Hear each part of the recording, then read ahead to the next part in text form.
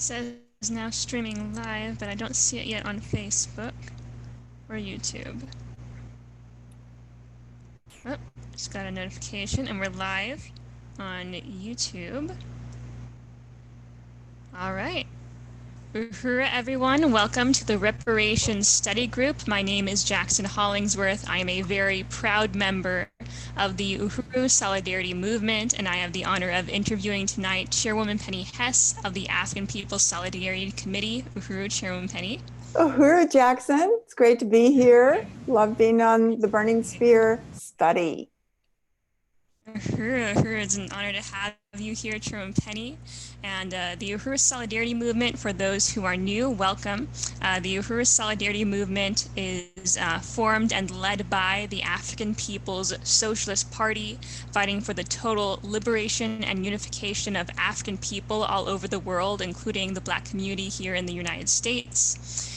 And the Uhuru Solidarity Movement is the mass organization of the African People's Solidarity Committee, and both of which are under the party and go into our own white community, are deployed there, and raise reparations for the economic programs of the African People's Socialist Party, including the Black Power Blueprint, which if you follow Black Power Blueprint on Facebook or Instagram, Twitter, they just posted some beautiful new photos shortly before the study of all of the improvements that have been being made to the outdoor space across the street from the new Uhuru House Community Center in St. Louis. So things are developing rapidly. And so of course we are going live from Zoom and Facebook and YouTube. And I'm interviewing Chairwoman Penny not in the same space. There, as everyone knows, COVID-19 has not halted this revolutionary movement. We are employing new strategies. And so I am interviewing Chairwoman Penny, who is in St. Louis at one of the headquarters of the African People's Socialist Party, and I'm in St. Petersburg, Florida, another headquarters. And before we begin our study of tonight's article, that's very critical for this time, is COVID-19 a weapon of biological warfare? I just want to salute our leadership, Chairman Omali Yeshitela of the African People's Socialist Party and African Socialist International. We would not be here today if not for him creating the theory of African internationalism that sums up that this horrible, parasitic, oppressive social system is built and maintained through slavery and colonialism, through Europe's attack on Africa. That capitalism was born parasitic, is inherently so. And to overturn that, reparations is key to the revolutionary struggle for true socialism and, of course, for African liberation. And so, reparations is our work and is a strategy of the revolution, and it is quite the honor to do this work. So I want to salute Chairman Omali Yeshitela, whose latest book is Vanguard, The Advanced Attachment of the African Revolution. You can get it at burningspearmarketplace.com, where you can also get the Burning Spear newspaper that we are studying today. It is the news organ of the African People's Socialist Party. I also want to salute Deputy Chair Onezene Yeshitela, who leads all of the party's economic work, is the architect of the Black Power Blueprint, and also want to salute Akile Anai of the African People's Socialist Party, who is the director of agitation and propaganda, which also includes being the editor-in-chief of the Burning Spear newspaper. And of course, salute Chairwoman Penny Hess of the African People's Solidarity Committee, first white person to ever take a stand for reparations to African people, to take that revolutionary stand under the leadership of the Vanguard Party of the African Revolution. And of course, salute Chair Jesse Neville as well, the chair of the Uhuru Solidarity Movement, who is our engineer for tonight, so big salute. And Uhuru. And Chairwoman Penny, I don't know if you have anything to add. Uhuru, welcome. Well, I just really want to join in all of the salutes to Chairman Omali Yeshitela and Deputy Chair Onezene Yeshitela, Director of Agitprop, and Burning Spear Editor Akile Anai, and so many others in the party, and to say what an honor it is to be able to work under the leadership of this incredibly dynamic party and movement of African people here and around the world who are ambitious for self-determination, for the liberation of Africa, the return of their stolen resources, for reparations, for the right of African workers and impoverished people to lead and determine their own struggle and to be able to be free and liberated. So that day is coming. And if nothing else, we can see that the crisis of imperialism is deepening every day.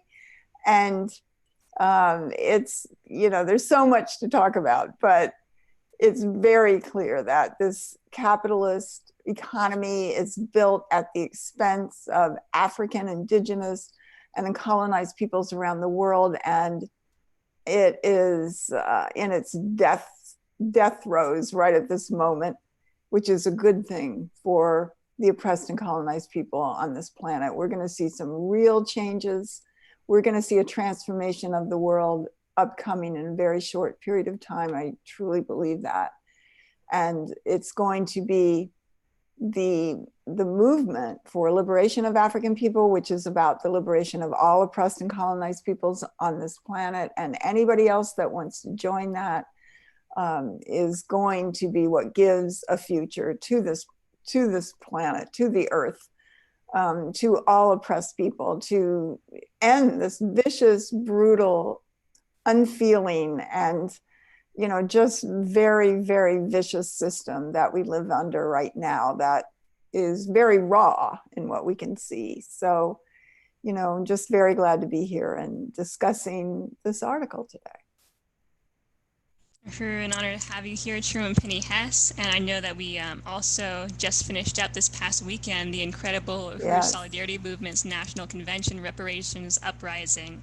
And I want to appreciate you for being on that program as well, and for your powerful statements on there. And I encourage everyone who did not get a chance to attend our convention to watch Chairwoman Penny's presentations on youtube.com/Uhuru Solidarity. And I don't know, Chairwoman Penny, if you had anything to add about the convention. Well, it was so inspiring, so dynamic. It just had a really good turnout from all around the U.S.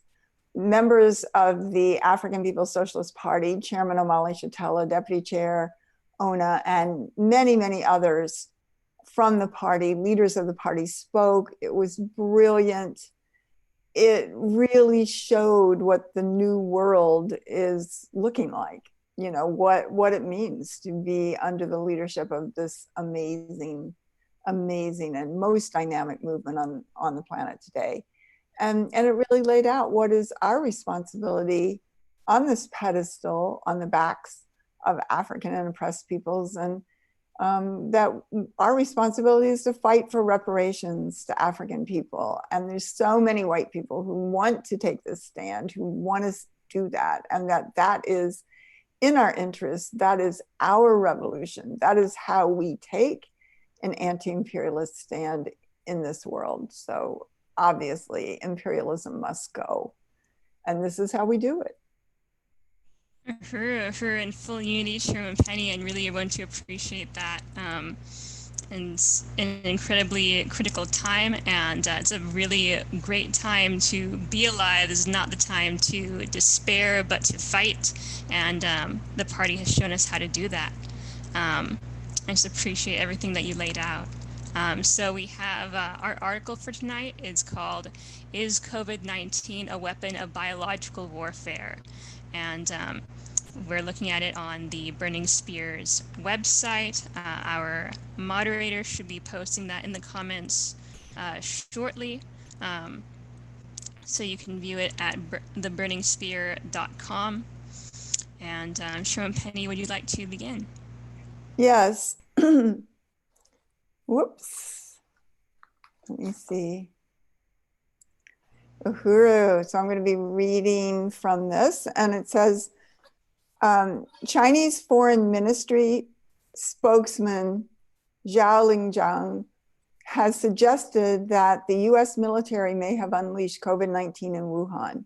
From October 18th to the 27th, 2019, Wuhan was also the site of the 2019 World Military Games, nearly 10,000 military personnel from 109 countries converged on Wuhan to compete at various venues.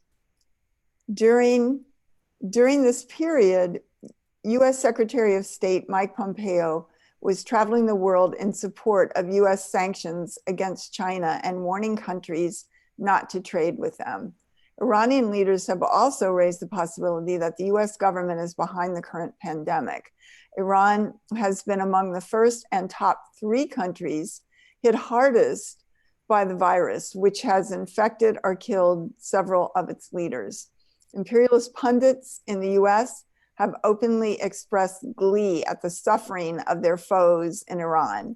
Mark Dubowitz, executive director of the Foundation for Defense of Democracies, boasted on Twitter that coronavirus has done what American economic sanctions could not: shut down non-oil exports.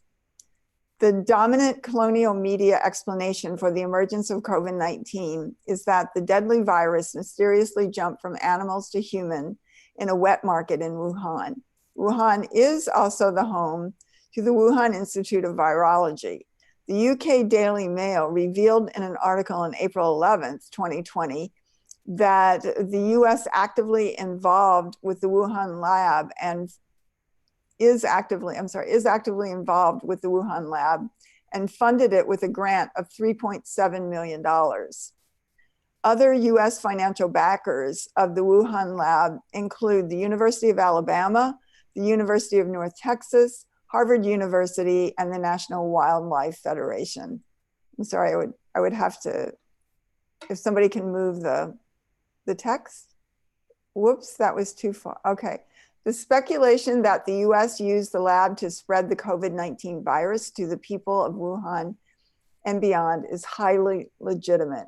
The US initiated the use of bioweapons around the world and against African people and others colonized in this country.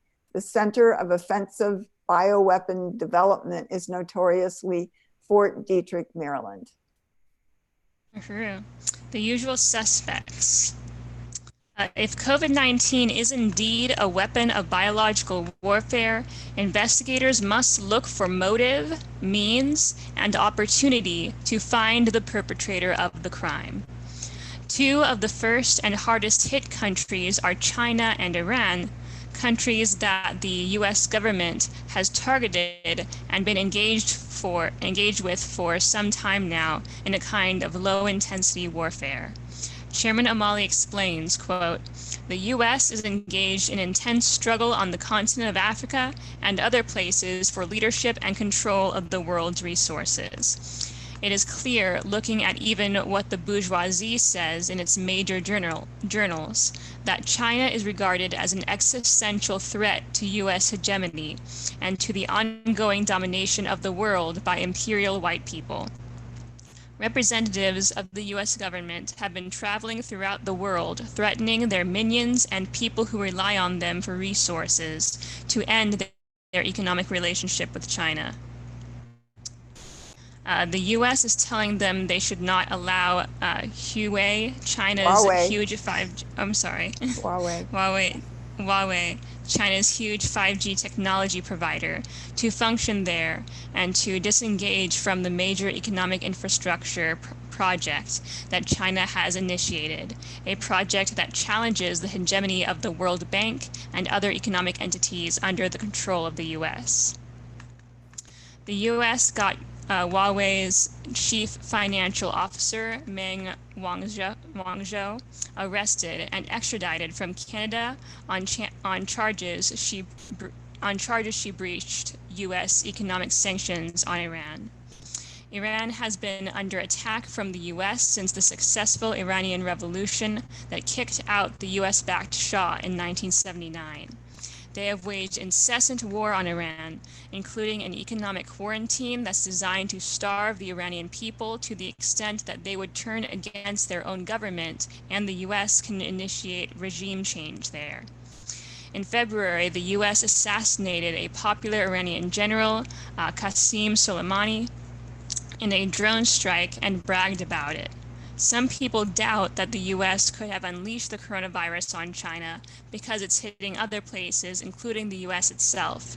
It's threatening life in the US. It's threatening life in the US. It's threatening the economy of the US. It's threatening the entire world economy. But the world economy was already under assault.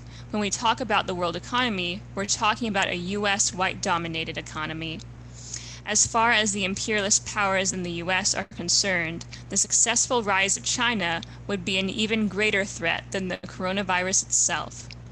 It's not outlandish to assume that the US or some other imperialist power would have created this thing to salvage its place in the world. The fact is, it does that to us every day. End quote. Uhura. The US is the only country to have dropped nuclear bombs and was willing to harm its own soldiers in order to devastate Vietnam with Agent Orange. It is well known for its use of chemical and biological weapons against colonized peoples, such as smallpox on blankets to wipe out the indigenous peoples. The US was one of the instigators of biological warfare. That's one of the first examples, but probably not the first, but that was certainly a very, very well-known example of using disease to kill people that they are targeting for control through US colonial domination. There was also the Tuskegee experiments with syphilis on African men from 1932 to 1972, 40 years in which they never even knew, they never even told the men that they had syphilis. And, you know, of course, it affected their families, their children, the whole community. There was the secret sterilization of African women for many years, crack cocaine developed in labs and brought into the African community by the US government and the CIA.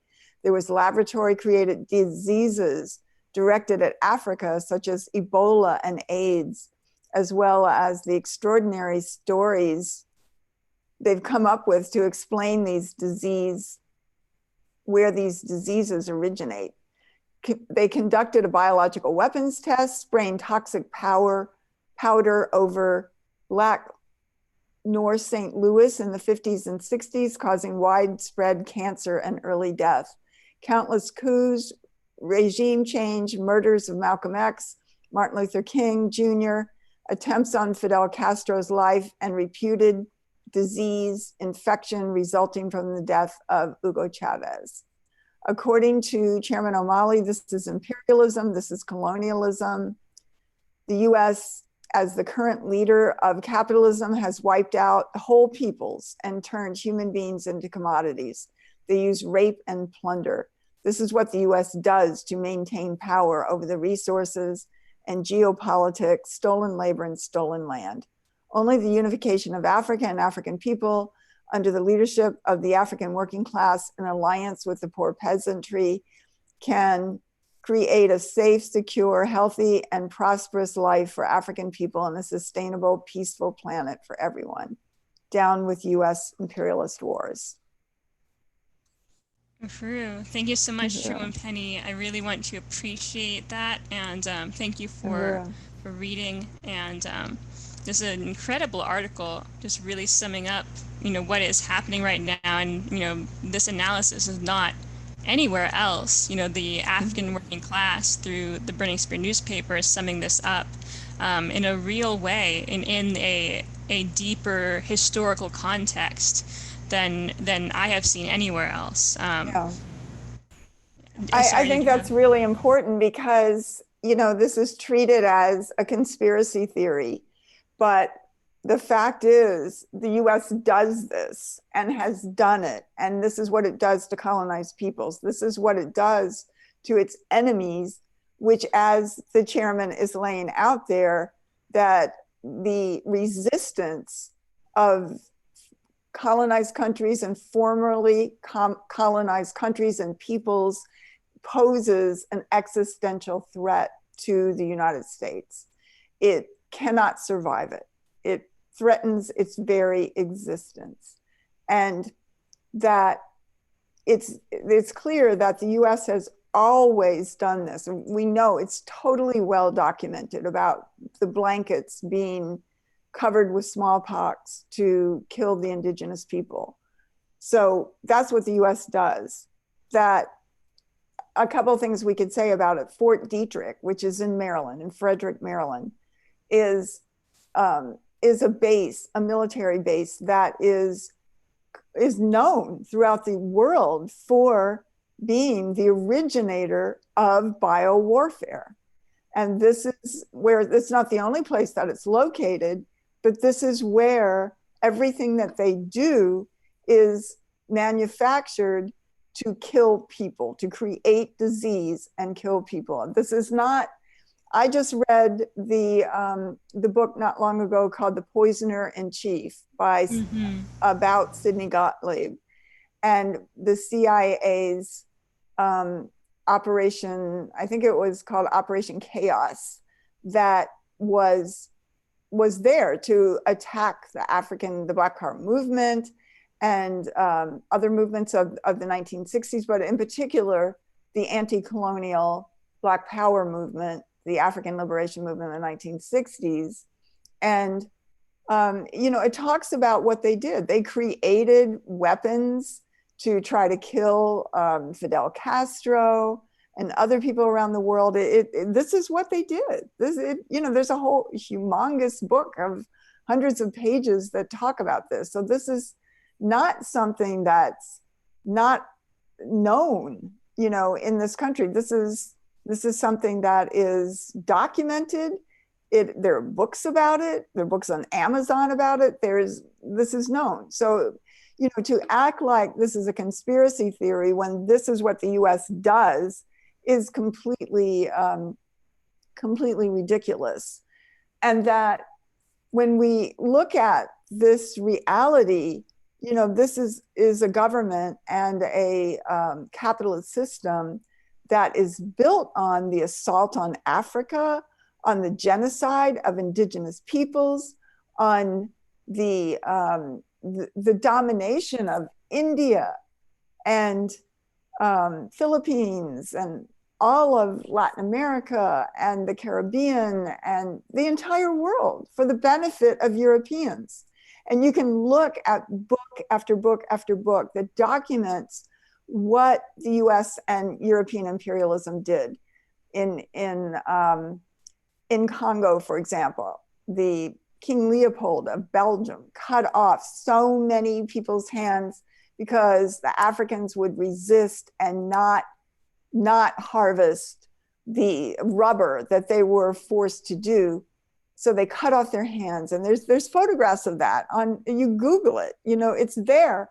And they killed 10 to 12 million African people at that time. And that's just one area of Africa.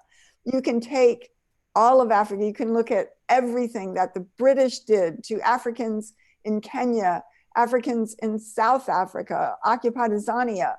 Look at what the Germans did and what's now known as Namibia, that was called Southwest Africa at the time. I mean, this is documented. Look what the US did to the indigenous people, and look at the lynchings and the mass murders of African people all throughout the history of this country. So why wouldn't they have biowarfare? Of course they do. Of course they do. They use every means that they can to kill and dominate and commit genocide against oppressed and colonized peoples that they have determined are their enemy, because in fact they are. They are struggling against this US imperialist domination, and they have every right to do that. We stand in absolute genuine solidarity with the right of African people to their land of Africa, to their the return of their stolen resources, which is reparations. And I just wanted to say a couple more things on that, Jackson, if I could. And one of them is that, and when we look at this biowarfare, we look at COVID-19, which actually the name of this virus is SARS-CoV-2. The name COVID-19 refers to the disease, but the virus is called SARS-CoV-2. So it is a SARS virus. And that it's very, it's very clear inside the United States. Who is it killing? It's killing African people. I am in St. Louis, which is at least 50% African, according to the census. And up until about a week ago, 100% of the deaths of the people who have died from the COVID-19 disease have been African people. I think maybe 2 white people died now, so it's more like 90% or 88% African. But the fact is, it's targeting the African population. Look at New York City. Where were those deaths? Those deaths were a lot in Queens and centered in Elmhurst, which is 4% white. It is the rest African and Spanish-speaking African from Dominican Republic, basically. And it's so clear. That's where so many people died. And the hospital was overwhelmed, not in downtown, not in the Upper East Side, the posh neighborhoods of New York, but there, so it's obviously targeting the colonized African population very, very clearly. It's very interesting that the Center for Disease Control has not released the numbers of deaths all over the country. They have not released the demographics of this, like who is dying, but wherever a state or city has, and there's an African population there, the percentage of Africans is way unskewed. It's way out of proportion to what their population levels are. So I would say that, and I would also say that that there's increasing, and this is another time or another time, thing that we could discuss at another show, or not even the show, but something else. But there's also increasing evidence that is being put out in mainstream media that there is a component of this virus, the SARS-CoV-2 virus, that is very closely related to HIV/AIDS. HIV, I would say. AIDS is not the same thing, but HIV, that kills the T cells in the body and destroys the immune system. And this is why we are seeing that people are reporting all over the United States and really all over the world that once they have ostensibly recovered from, and even perhaps test negative from COVID-19, they are still extremely ill. And they're left with a completely damaged either lung capacity, or I've also read liver capacity and kidney. So it destroys your organs, not perhaps for everyone, but for many, many people. And doctors in this country are not prepared to address that. But, this is a very serious disease that, we haven't seen what the results are going to be. There's also increasing articles and evidence that it can return, that people are getting it a second time. They're testing positive for it after they've already tested negative. So, it has all of the elements of a virus that was created in a laboratory. I read in one place that it can't,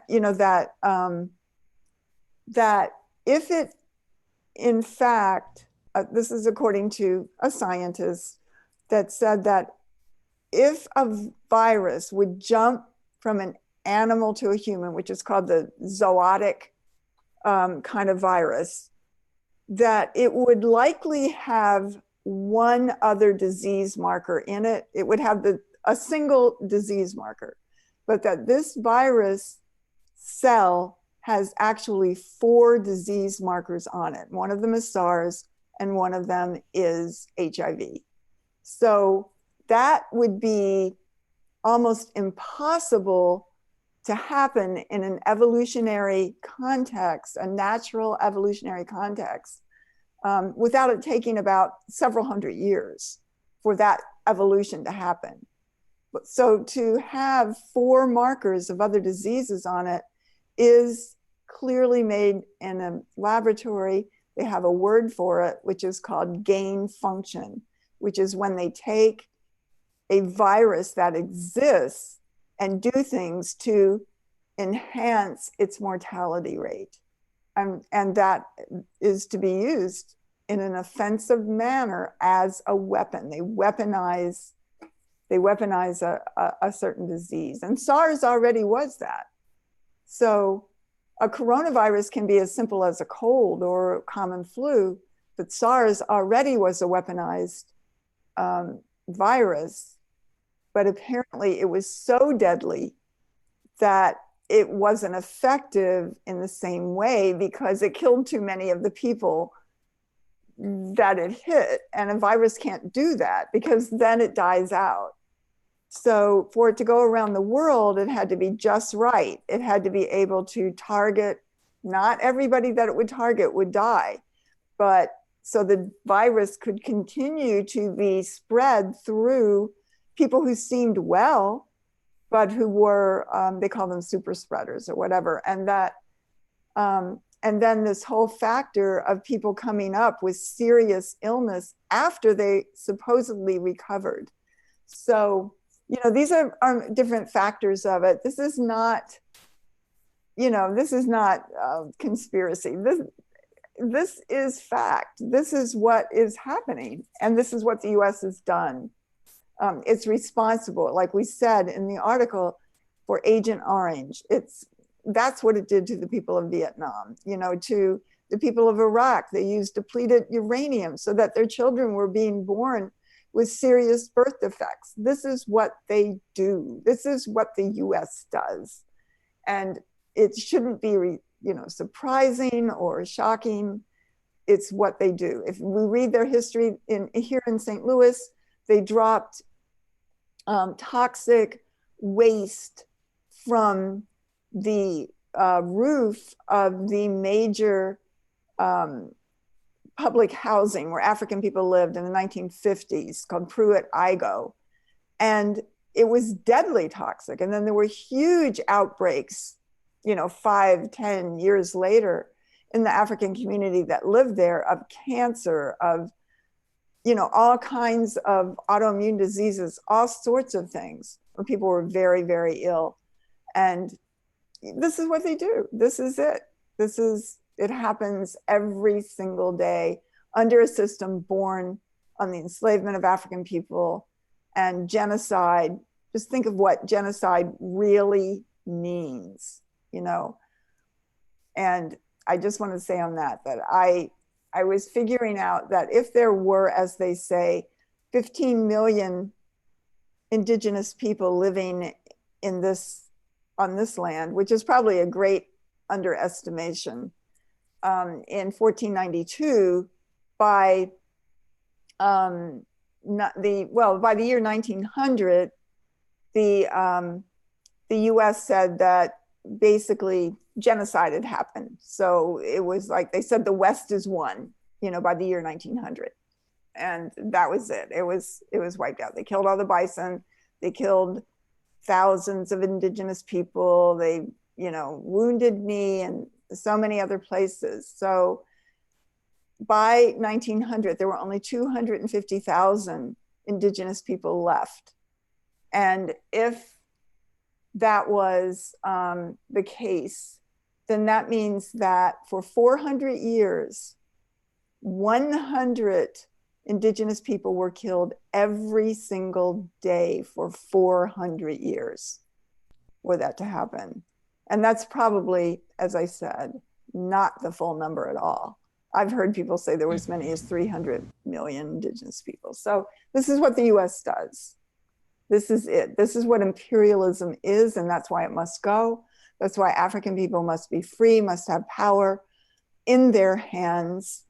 Their own destiny must be controlled by them. Their own economy must be controlled by them. It is African people and liberated indigenous people who will solve the problems of climate change, and to end poverty, to end war, to end all of the things that imperialism and this vicious system of parasitic capitalism represent every single day. Uhuru.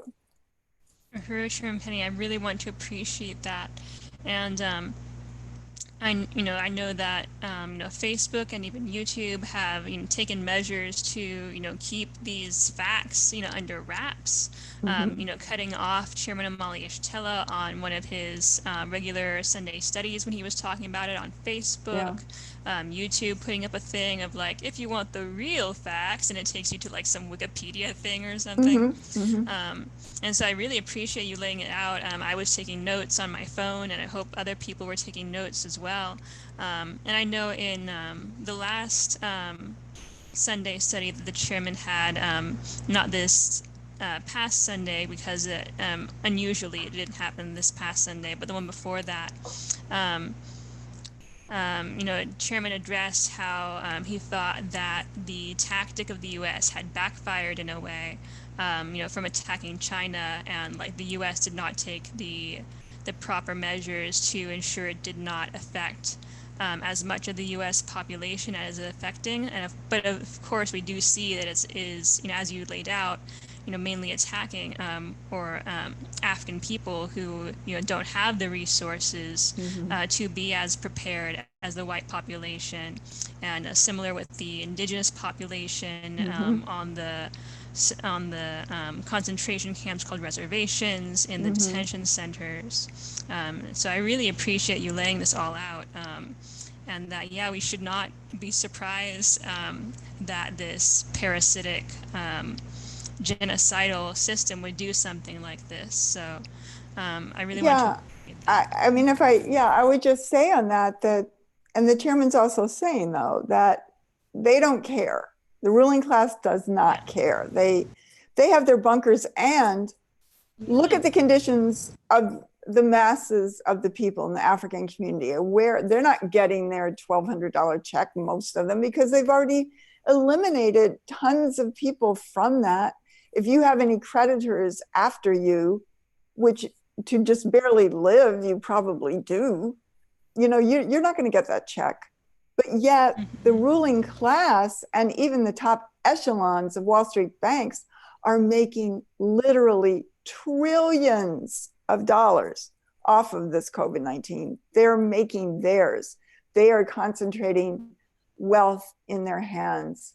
And that's just so obvious. And even as the economy is in a serious crisis at this time, the super wealthy are just feeding their bank accounts right and left. They're getting everything. Even small businesses can't get any money because the big money's taking it all, So they have to go. How could we sit here and think, oh, well, it's okay, we'll get over this? No, this is the crisis of imperialism. What they're about is getting it for them, getting everything possible for them. And it's our responsibility as white people to recognize that our enemies are this bourgeois moneyed sector ruling class, these vicious parasites, and that our stand is under the leadership of the African working class, which is acting as the African working class government, which is the people's government. This is our leadership. And we have the opportunity to do that and take on a stand of reparations. There's only two sides in this. And it's it's clearly the white ruling class or all of the peoples who make up the pedestal upon which we stand. And that is led by the African working class in the interest of all oppressed and colonized peoples. That's only two sides. And we have to be on, if we want to be part of the future and not go down with this sinking ship, which needs to go down, we have to hasten it going down. then we need to stand for reparations to African people. We have to get out there and do this. And I think that the USM convention this weekend really showed the enthusiasm of so many white people for wanting to do that, to be part of the forward side of history, the future of indigenous and African and Arab and Asian. White power's got to go. Nobody wants it. Yes. Nobody wants it. Even a lot of white people hate it. It's got to go. So. I really want to appreciate that, Chairwoman Penny, and I want to appreciate comrades like Leah Fifield, who turned over her stimulus check as reparations, and many others took the same stance before and during the USM conventions. I just really want to salute those comrades, and Hallie Murray is another one, and many others. Stephen, I forget his last name, and many others. And some of whom are watching online, so I just want to salute those comrades, everyone watching online. In terms of, what you just said reminded me of this Bloomberg article I had read recently, and I forwarded it on to other people. But it was talking about the bunkers and how this one person who, went to a bunker is quoted as saying, like, well, to sum up this paragraph shortly, that he and many others are taking to bunkers, and not only for the virus, but mainly, and he says it's mainly out of fear of the masses rising up against them. Yeah, I saw that. I think it was like, they're not afraid of the virus, they're afraid of you. But they were talking about, the African resistance and the resistance of oppressed and colonized peoples here and around the world. Yeah, so they're going into their bunkers in New Zealand and in isolated places in the U.S. And that should tell us, like, that they are afraid and vulnerable because the revolution is really leading in this time, and people are seeing this system exposed. So I'm excited that it's there's, as you said, there's a future ahead, and it's a future that we're being led into through the African People's Socialist Party and African Revolution, and to have the opportunity to return all of the stolen resources to the revolution, to build this new future. So I want to appreciate the comrades who are tuning in.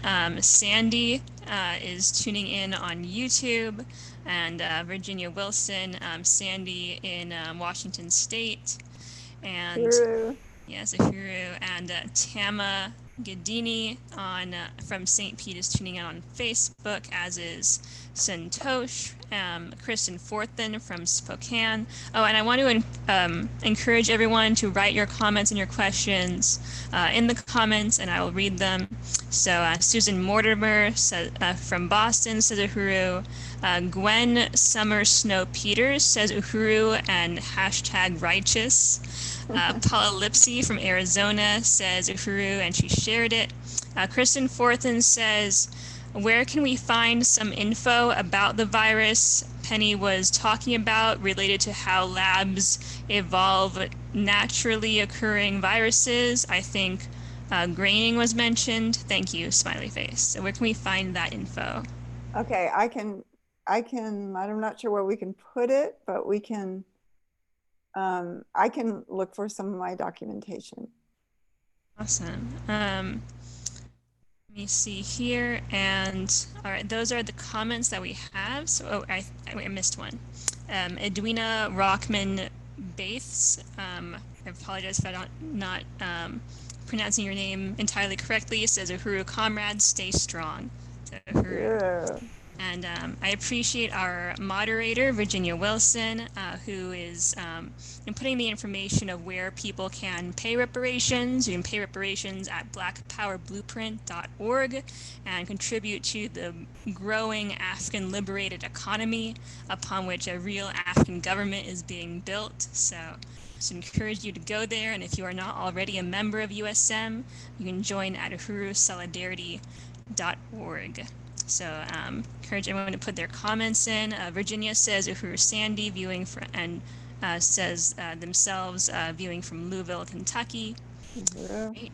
So we have some questions, and I know I really appreciate you laying out everything you did. I'm going to skip some of our prepared questions. I think we've addressed, is COVID-19 a biological weapon, and how it is and has been used. We've addressed a little bit about how, COVID-19 has affected the white population differently than it has affected the African colonized community. It's just, absolute genocide against African colonized people. Although something you mentioned, Sharon Penny, about how even if someone survives the virus, they are, very much continuously damaged from it, if not permanently. And that, really struck me as like, because it is clearly targeting the African colonized communities, and those who it does not murder are then often weaker because of it, and just how it is used as counterinsurgency just really struck me. I don't know if you wanted to speak to that.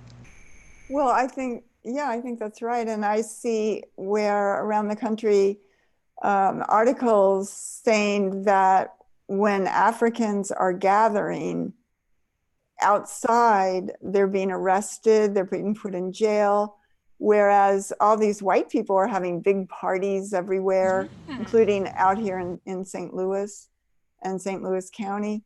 But Africans are being arrested for being in the park over by the Uhuru House. And a lot of time, just the conditions, they're in a park, they're outside, and they're being put in jail for that. So, it's just everything. Like the Chairman Omali Shatella had raised the reality of what he called masking while Black. So Africans can be arrested for not having their mask on, but Africans can also be arrested for having a mask on, and have been both ways. So it shows how it is a colonial virus. It's one more example of that, because colonialism dominates whatever, white people have the power, and the state have the power of life and death over African peoples. So if it's, oh, you did this wrong, oh no, and then now you change it, no, you're still wrong. It's because nothing can be right, because African people do not have power over their lives. Yeah. So it's obviously counterinsurgency, the war against the African population. True. Thank you, Sharon Penny. And I was wondering if you could tell us about the Uhuru movement's People's War campaign against COVID-19. Well, the People's War is a very brilliant campaign started by the African People's Socialist Party and led by Chairman Omali Shatella that really was brought about. I mean, it's certainly something that the party's always about, because People's War means, what Mao called the protracted People's War, the African Revolution, just all of the work it takes over years and years and years, and that the oppressed and colonized people have time on their side. They've already been colonized for hundreds of years, so they can wait it out, but everything that they're doing is about undermining and weakening the power and negating the power of US imperialism, both politically and economically. And so this is, the People's Wars campaign was created in the face of this lockdown and these conditions, and has actually been a brilliant strategy, one, to educate the African community on what kind of measures and things that they needed to physically do to protect themselves, and to send organizers even out in the communities to go put flyers on people's doors, post up posters to inform the people on what to do. So they began acting as the people's government, as the spokespeople of the African people's own power. And they have just been blasting out on many online events that have just gotten tremendous response, even, you know, raising resources when needed, and just emerging from this as the only organization that has been prepared to take on a strategy under these conditions. You know, it did certain things it had to do to protect the people, but yet at the same time, it was completely out there and public with a strategy for coming out of this in even a stronger place, because they're working to deepen the crisis of imperialism. So there's many fronts to this, and it's very exciting. There's the Black Ankh that has been instigated by APDEP, the All African Peoples Development and Empowerment Project, under the leadership of Dr. Aisha Fields. And Black Ankh is African people's own emergency response organization to go into African communities, and rather than do, you know, all of the theft and the exploitation of the Red Cross and other kinds of mechanisms like that, which have stolen even every cent that people of the world have given to African people, you know, in critical situations such as the earthquake in Haiti, where they never got any of the money. You know, 300,000 Africans were killed, and 1.5 million people were forced into homelessness for many, many years. Well, now the Black Ankh will be African people, African doctors, medical workers, and others who go into African communities themselves, door to door, and, you know, to know what the needs are of the community and to serve the interests of the African working class and not this system. So it's very powerful. That's one of the fronts of the People's War campaign. And there's many more. So there's many more. Appreciate you, Chairman Penny. And Kristen Forthen commented, people like to use the term gaslighting a lot lately, and I was thinking, never has there been a time when African people are not being gaslighted or gaslit. That's right. Yeah, exactly. All the time. Yeah, it's a conspiracy theory, or it's all in your head, or things are fine, just pull yourself up by your bootstraps. Exactly. Yes. We are short in time, and I want to get to announcements, but I think it would be remiss of me to not ask this next question of why is reparations an important part of the People's War campaign? Well, it's a critical part because reparations is the true redistribution of the wealth of the world under the leadership of the African working class. It's not, reparations is not a favor. It's not even just a one-time payment or payout. It is the recognition of the fact that the African working class has created this wealth of imperialism, both during the times of enslavement and in Africa with the continued theft of Africa's resources, and in a myriad of ways that US imperialism steals the wealth of African people day after day after day, whether through gentrification, through low pay or no jobs, through stealing their houses, through everything that they do. That the wealth of capitalism and imperialism was created by African people, it belongs to them, and they want it back. And we must give it back if we're going to see a future of this planet at all. So I would say reparations is the essential question in the world today. I want to appreciate that and fully unite Chairwoman Penny. I encourage everyone to go to blackpoweredblueprint.org and pay reparations right now, whether your full stimulus check, and many of us getting those stimulus checks are have been working this whole time. So, just encourage everyone to turn that over or turn part of it over if you can't do the whole thing. And just encourage everyone to go there. And if you are not a member, join at uhurusolidarity.org. If you would like to volunteer, go to info@uhurusolidarity.org or email info@uhurusolidarity.org. And our moderator has posted in the comments AppDep's website, where you can learn all about how to protect yourself and your loved ones in your community from COVID-19, and even other resources, how to grow your own veggies and boost your immune system and things like that. So go to developmentforafrica.org. Yeah.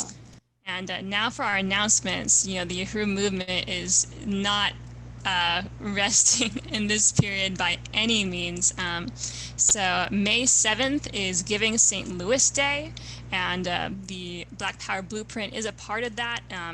It's headquartered in St. Louis, so you can make a donation or create your own fundraiser by going to givestlday.com/blackpowerblueprint. Our comrade Santosh is hosting a fundraiser, and many other of our comrades. And then tune in to hashtag Omali Taught Me Sunday Studies, 8 a.m. Eastern on youtube.com/UhuruTV and facebook.com/omali.yeshitela to hear the chairman's analysis and political education. Reparations in Action radio show and podcast is Tuesdays at noon Eastern on Black Power 96.3 radio or on their app or on podbean.com or on Facebook at Reparations in Action. So I encourage you to listen to all of those shows. And Chairman Penny, I know you were on pretty much all of them, and I just really appreciate the analysis that you lay out on those. And then there's a number of web shows coming up. The African People's Socialist Party's Southern Region is holding one called Black Power is Greater Than COVID-19, and that's this coming Saturday, the 25th at 2 p.m. Eastern, and the Zoom registration link is being put in the comments. We also have a web show from the Black is Back Coalition called Death Sentence, the State of Louisiana, Black Prisoners and COVID-19, addressing the prison population in Louisiana. Then the African National Women's Organization is addressing, sentenced to death prisoners and COVID-19, addressing the prison population in the whole country, and how, I won't go into it, but that issue, and really encourage everyone to tune into that on Sunday, April 26th at 6 p.m. Eastern from facebook.com/AnwoUhuru. And then I mentioned Santosha's Giving to St. Louis fundraiser, Art for Reparations. He'll be going live doing acrylic pouring, which is really beautiful. So I encourage everyone to tune into that this Saturday, and the link is provided there. And then tune into our next reparations study group the next Wednesday at 6 p.m. It will be on the article Parasitic Capitalist Economy Crashes, Black Workers' Power is Building. So I encourage everyone to tune in. So I just really want to appreciate everyone who has been tuning in. Please share far and wide, share it to a friend, share it on your page. And just really want to appreciate you, Chairwoman Penny Hess, for being our guest today. I just really appreciate you for doing this every week, Jackson. Just do a great job. It's very exciting. So it's always an honor to be on something to do with the Burning Spear newspaper. Any closing remarks, Chairwoman Penny? Well, I just think that, we have to get busy. We have to be part of the People's War. We got to raise reparations. And of course, we always have our slogan, unity through reparations. Thank you, Chairwoman Penny. Thank you, everyone.